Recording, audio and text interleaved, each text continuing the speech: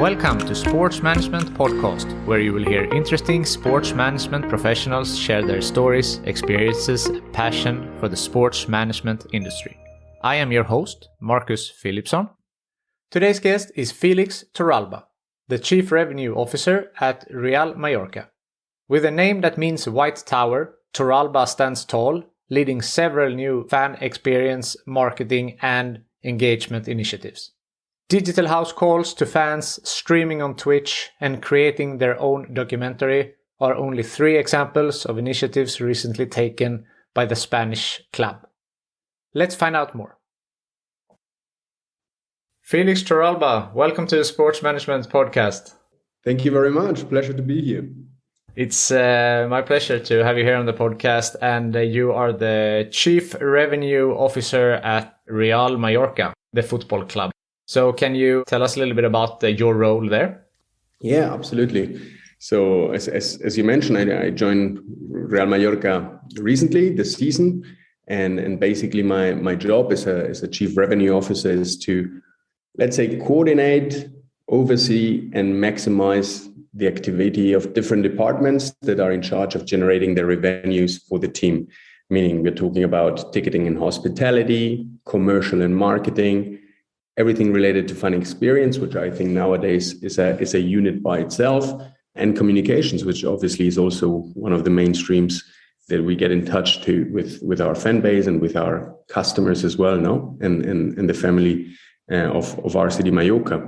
So maybe very short would be to make sure the left arm knows what the right one is doing, and that both arms or all the different departments, let's say, go in one direction. And that allows us also to put a little bit of mid and long-term approach in our commercial activities and the revenue streams of the club.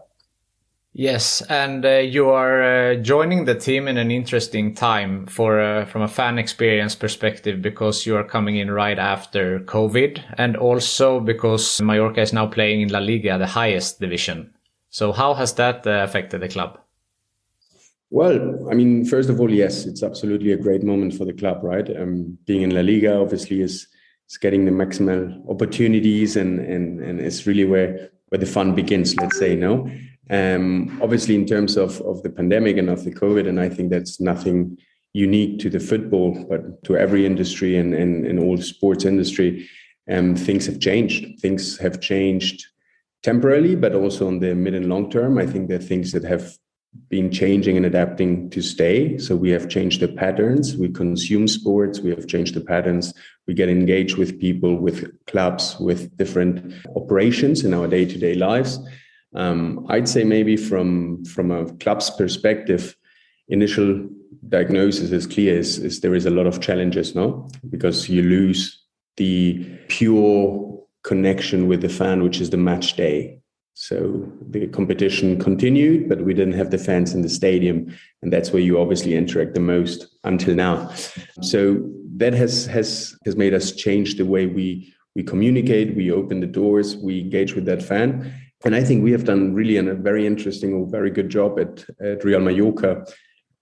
Our goal was to put the fan in the middle, to do a fan-centric approach in terms of, hey, how can we, putting us in his skin or her skin, still be there and be a positive impact to the fans, no? And I think there has been, for example, we created or launched an own OTT platform, for example, that allowed us not only to still communicate and make the fan be in our day-to-day lives, no, with specific content, but also giving them voice, giving our fans voice in the club. So we visited some fans in the houses and shared with them what we are doing, what they are doing, how they are focusing, how they're doing, following the activity of the club.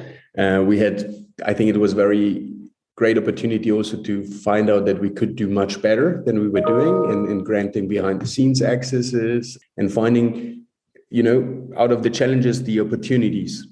And some of them have been very successful, or some of them have been very well received by fans. So we have take learnings out of it. And I think that is also something, when challenges come, there is an opportunity, there is learnings, and it has changed the way we communicate. And we we engage with our fans also on every area, also commercial. So after that, I think we have learned, and there are things that are going to stay in the way our day-to-day lives of a football club. And obviously, it's still going to be changing, the landscape on how people consume sports, from purchasing merchandising. I think everyone goes online, so you have to really make sure your online services, online access, online store, additional experiences on a ticket, because you expect to see more, because we have been opening the doors from a different point of view during pandemic. So I think it has been a learning, but again, I think we've managed quite well and continue to learn on a day-to-day basis. No? Yeah. I think it's the first time I've heard a club doing house calls. I've heard about them calling up fans, but I've never heard them actually going to their houses. So did you bring some players and knocked on the door, or how did that go? It was virtual. So we set up, obviously, the very, very strict pandemic times in Spain. We were closed in and couldn't leave our houses. In that initial step, it was more like them setting up and just communicating with us and making interviews to fans to be able to share how they're going and navigating through these tough times. But then even us going and setting up with them and recording when that initial contact was already approved, so that they have a direct contact with the club, and then generating access. Like, for example, I think we have been very unique there. We have seen that the people wanted to consume us, wanted to be there, wanted to have those behind-the-scene access that we were generating throughout all the pandemics. And we have maintained, for example, we do during match days, for example, we obviously TV rights are sold, meaning they're consumed on big broadcasters, but we generate a multicam coverage of match days, for example, and that has stayed, and the people love it. So they're watching the match on TV, but on their phones or on the tablets or on their computers, they're watching the reactions of every bench, of the stands, of everything. So it's just generating more engagement for them. Or also, for example, we streamed the last hours of the transfer markets through Twitch. And I think things like that, the fans love it, because that's something where, they see how a club works and they see what we do. And then, again, we have nothing to hide. And I think that is something that makes us also very different, that we want to do things a bit different to make the fans be part of what we do. That's amazing. And in one of the first episodes, I talked to Jeff Wilson, who does a lot of fan engagement as well. And he talks about the 4 aspects. So it's the match day when you are at the stadium, match day not at the stadium, and not match day at the stadium, not match day not at the stadium. So it's these 4 aspects. And it seems like with the OTG platform, with the connection with the fans, the house calls, the ticketing, the match games, it really seems like you have taken all of these things into consideration.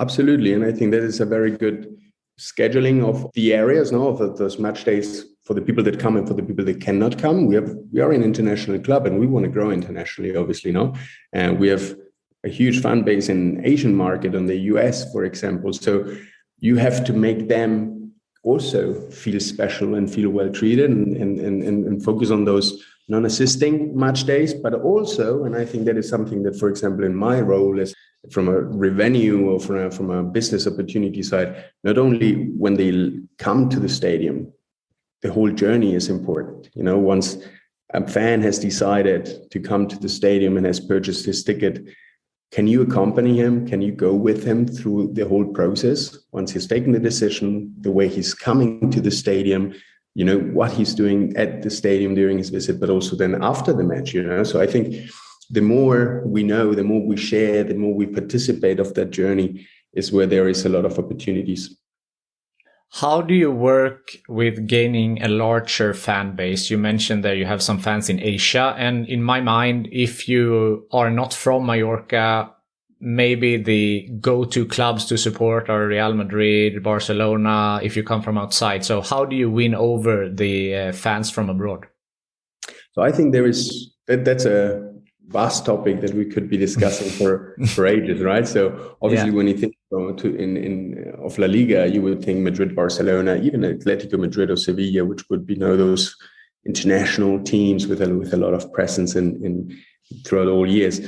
Mallorca is a very historic club, so we have a strong history behind us with European participations, great stars playing at the club, and obviously the players are one of our assets in that terms, right? In terms of impacting fan base and of that international process.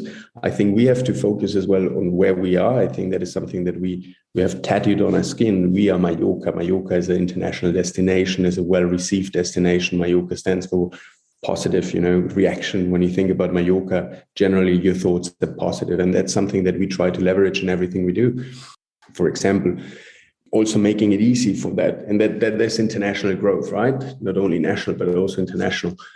We, on our pre-match shows that we were talking before, now it's 4 hours of content where we do interviews, where we bring in people.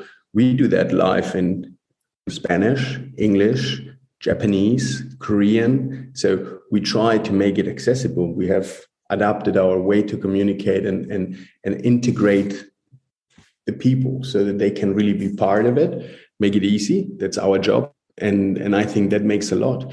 And then also deliver whatever you promise, you got to deliver. If you are, I don't know, if you want to consume Mallorca from abroad, we have to be able to deliver a great experience. If we are sending something, make sure that the whole process, your experience is good, because that speaks for itself, right? And yeah, step by step, I think there's a lot of things on the international aspect, and on growth, but it's about making sure who you are, what makes you different, and make it very simple for the other person to join your family. Yeah, and I mean, the language barrier would obviously be one thing there. So great that you have so many languages represented in your streams. Another question that I thought about was, I know that you're new with the club, but how much with regards of the gaining fans and the fan experience do you get for free, in quotes, for being in La Liga versus the lower divisions? That's also a good one. I think La Liga itself is an incredible institution. I mean, there are strong leagues around the world in different sports, but I think La Liga is really a front runner in many, many aspects now of a professional organization around sports. We have some great assets there, great value brought by La Liga, also with international offices, with the brand La Liga itself, where we all go together towards the outside.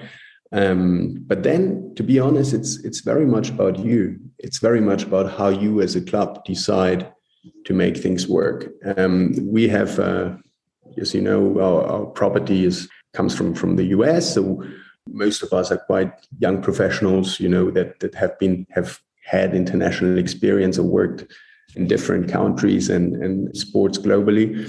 So we try to be different in making ourselves very available, meaning we want to share what we do.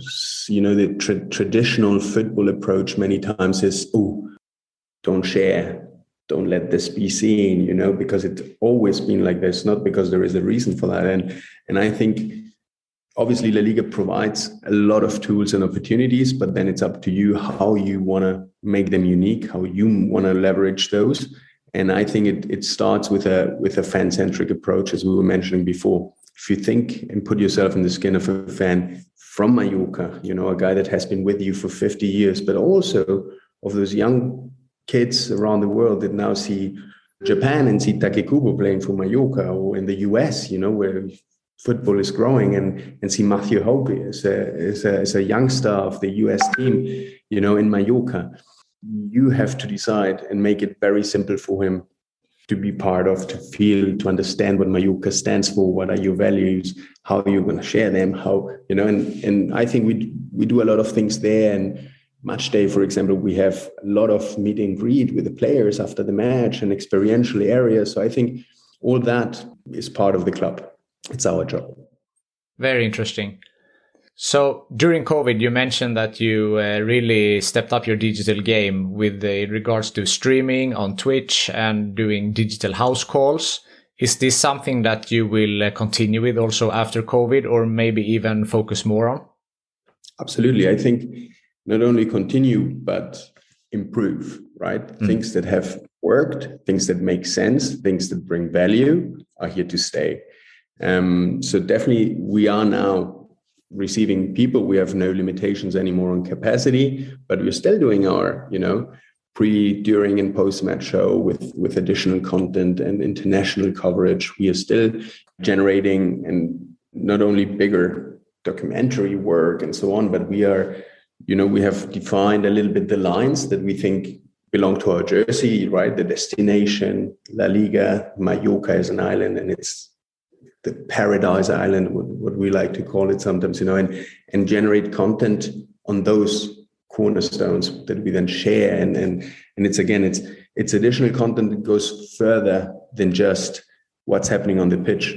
It's going with our coach on a biking trip around the island and explaining what the island and what life here means, and then obviously going into details about the club and about the day-to-day. So I think that is an important part, because it gets emotional. People understand who the people behind it are, and generate those links, right, to the club.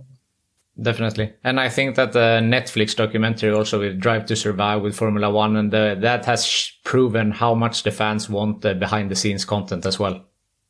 We have one documentary out there on a different platform. It's on Amazon right now, from our work going from the second division to the first division, with behind the content, with the personal part of that, and then the reactions of that.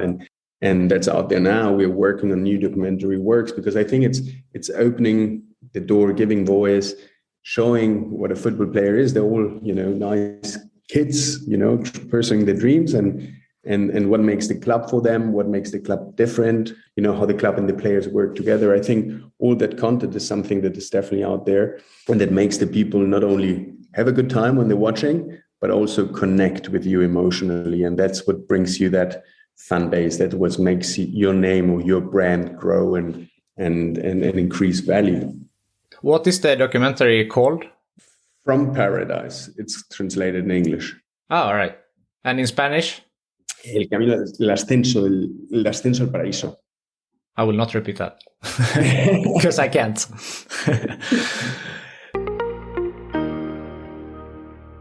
This episode is sponsored by InSport Education, the online business school for sport. They offer a range of different courses, for example, Foundations of Sport Business, Private Equity in Sport, and much, much more.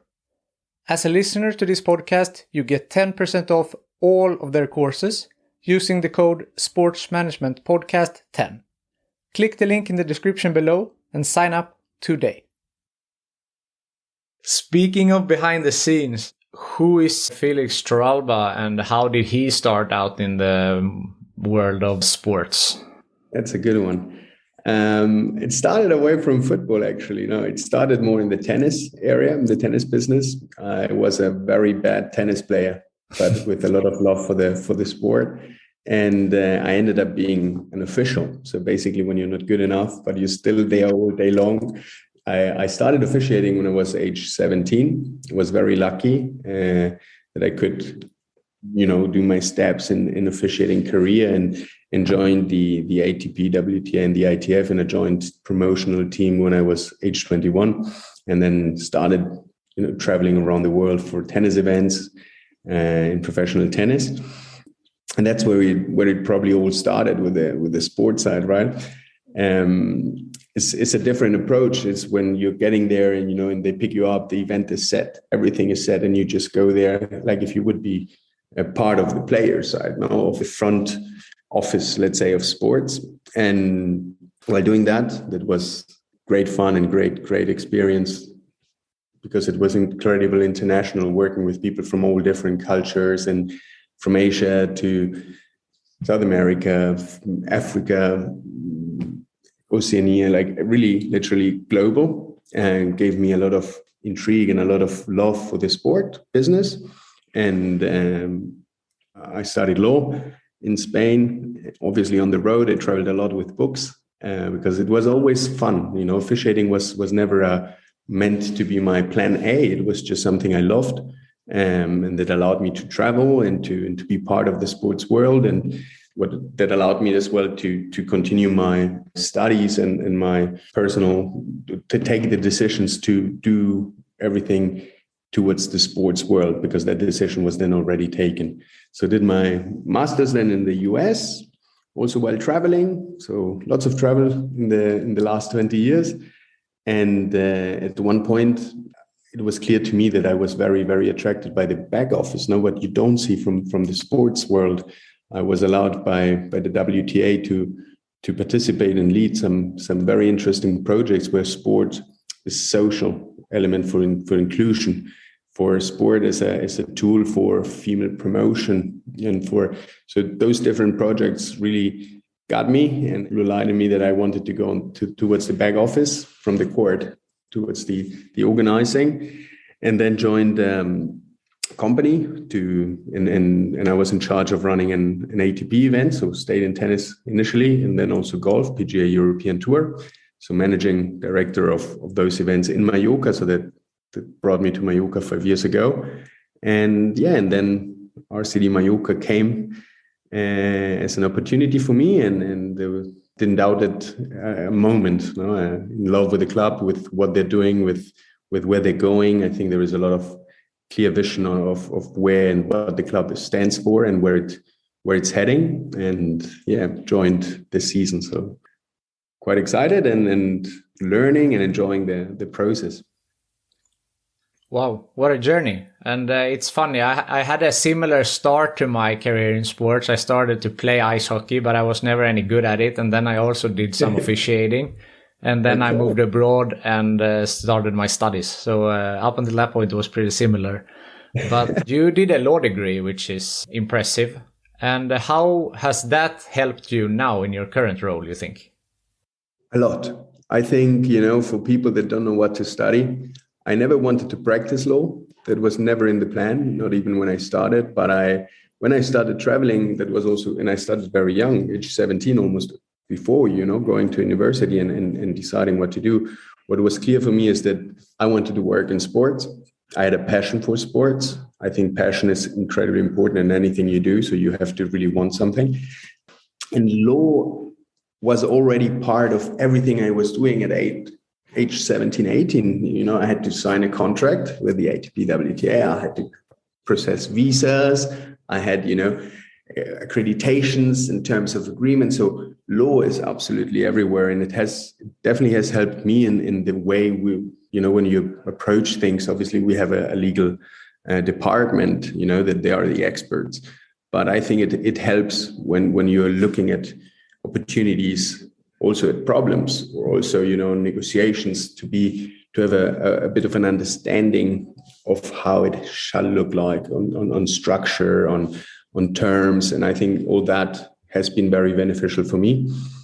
So that legal background, I've always been quite proud of. And again, I think it helped me to be where I am today. But then obviously also specialized in studying and getting ready for the sports world through sports management program, master's program in Ohio, in this case, in Ohio University. So I think for me, it was clear that studies and getting ready was extremely important. And it was, in my case, I don't know how ice hockey is, but with tennis, where you're traveling so much, but you also have a lot of time off, and it doesn't matter when you're in Australia or when you are in Indian Wells, you have time. So it's just about how you schedule your time and how you make an effort, to sit down with books instead of, sitting and watching tennis. So not always easy, but it was definitely the right choice. Of course, I understand that, but that's a good tips for everyone who's listening, just how to maximize your time, that when you're on the road, maybe you can study, and even if you're an athlete, maybe you can pursue an academic career parallel. I think, and if I'm allowed to say a sentence on that, it has nothing to do with my job, but definitely with the person I am today. I've always taught, and when I was, for example, mentoring other umpires, younger umpires, or young kids coming into the tour, or I think there is always something to learn. Meaning you don't have to go to university or do a master's every year, but you can work on your language skills. You can work on your, digital skills, and there is certification, there is online schools, there is free programs, I think it's incredibly important to generate value personal value as well as professional value, and therefore, maximize. There is always time to do something. Yeah, definitely. That's a good motivational addition here. Speaking of your career journey, has there been any bumps on the road in your career? And if so, how did you overcome them? Well, I think bumps, yes, there are challenges. Challenges, as we mentioned before, lead to opportunity and lead to learnings, right? So there's always some moment where you have a decision that you could have done differently, that you could have been quicker, that you could have foreseen something.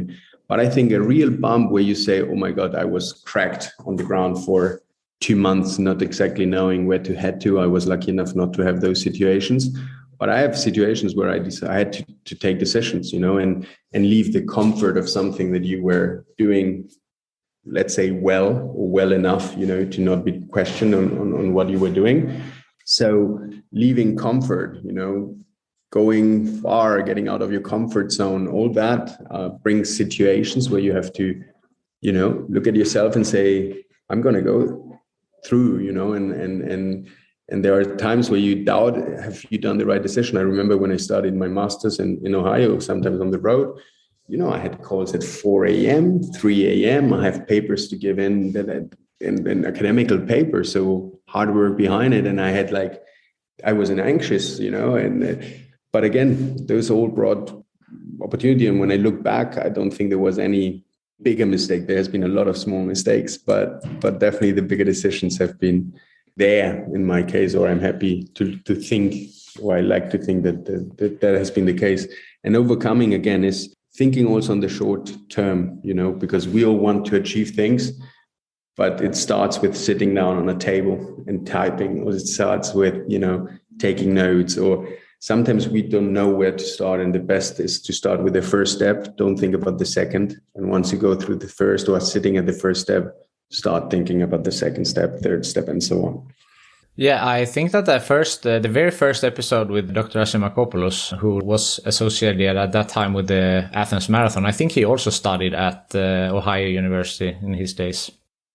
Well, I think Ohio University is one of the oldest programs in sport. I think it's definitely first in the US. So it has 50-something plus years of experience. So I think there was a visionary guy that said sports is going to turn into a great industry, and I think people need to get ready for that.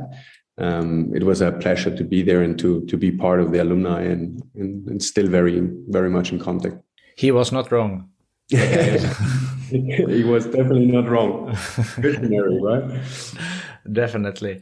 So, looking forward now for the future, what is the vision with Real Mallorca?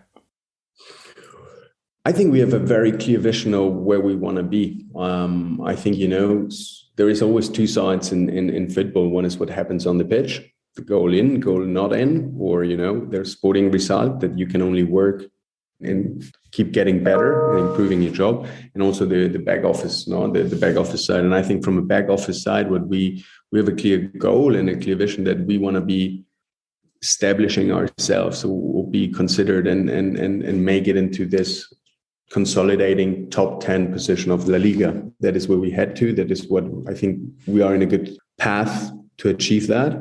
And that is not only on the pitch, it's on the pitch and it's around it. It's the stadium, it's the project, it's the fan base, as we were mentioning before, it's a lot of different aspects and verticals that you have to bring in to consolidate yourself there. And I think that is definitely the goal and the vision for the club. Sounds interesting, and will be interesting to follow as well. Is there something that I haven't asked you that you want to bring up? I'm very open. Like you can bring up any question. No, I think from a club's perspective, I think again there is always, and I think that is interesting for people, for the followers. There is always this front side and back side. There is what happens on the pitch, and there is what happens, in the office. Those two things don't necessarily go on the same speed and exactly the same straight in the evolution, but they're both together. So if you do things properly in the back office, usually the results on the pitch are going to come.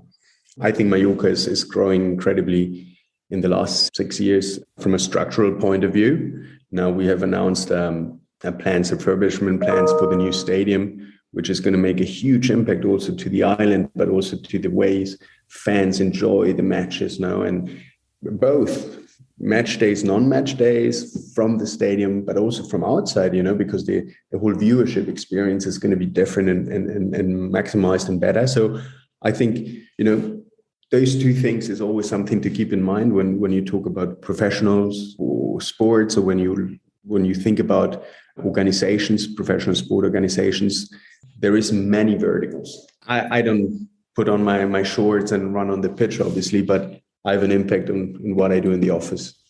Yeah, for sure. And from a financial aspect as well, how well you are managing as a business will affect your profit in the end, and then you can buy better players and then you will perform better on the pitch. So of course, everything is connected. And take better decisions. It's not only about spending money in players, it's about how you purchase players, how you make players feel welcome at your club so they can perform the best. It's the economics behind it affects not only that initial moment of bringing in talent, but growing talent. How important is it to work on your youth teams, right? To make opportunities available for growing your youth teams, even with international talent as well. So all that affects the economics, and the economics affect what you can perform. So definitely, yes, it's a big part of the whole game, the economic aspect. If you don't have anything else, that was it from me. So my last question that I ask everyone is, if you could choose the next guest on this podcast, who would you choose? If I had to choose one, I think I would take a very, very close friend of mine and that I've learned that I admire. He has a vast sports industry experience and knowledge from all different aspects. He's been in PR and media. He has been in event production, and it's a professional called Stephen Duckett, which is now in charge of World Table Tennis Tour. So it's a new sports tour that is developing from Singapore. And he, I think, would be someone you would definitely enjoy interviewing, and that has incredible insights on the sports business from so many different areas he has worked with, and a vast experience, obviously. He's been tournament director in tennis tournaments, PR for the ATP. Very interesting professional, and happy to get you in touch with him if that's something you would like to. Yeah, definitely. And I recently had an episode with Steve Dainton from the International Table Tennis Federation. But definitely, if we can arrange that would be very interesting. So this is like what they're doing now is a part of the federation generating the tour, similar to the tennis world, where you have the International Tennis Federation and the ATP or the WTA, and giving it an international approach. So absolutely happy to put you in touch. That would be great. What do you think about the upcoming Netflix documentary with the ATP tour? Looking forward to see that. Again, I follow tennis. I have passion for sports in general. It's also true that when you work in a sports, you stop practicing a little bit. It's, 24 hours is too much. So you really need to, again, as we were mentioning before, take some distance. But I'm very excited. And I think, the same as La Liga is fast growing, and ATP Tour are really doing structural work and efforts in unifying the tennis community together with the Grand Slams and with the Women's Tennis Association in order to maximize the impact of tennis global. So I think they're doing a very good job, becoming from probably the best era in men's tennis, at least with Roger, with Rafa and Nole and so on. So I think it's a great moment, and it's very interesting to follow what the mid and short term will bring to the sport. Definitely. Felix Torralba, thank you so much for taking the time and to share your incredible story with us and telling us more about the initiatives with Real Mallorca. It was a big pleasure. It was very good sharing some time with you, and look forward to staying in touch. Thank you for listening to the Sports Management Podcast. Please hit the subscribe button so you don't miss out on any upcoming episodes. Also, feel free to leave a comment about what you thought about this episode. If you want to get in contact with me, send an email to sportsmpodcast@gmail.com or hit me up on Facebook, Twitter or Instagram @sportsmpodcast.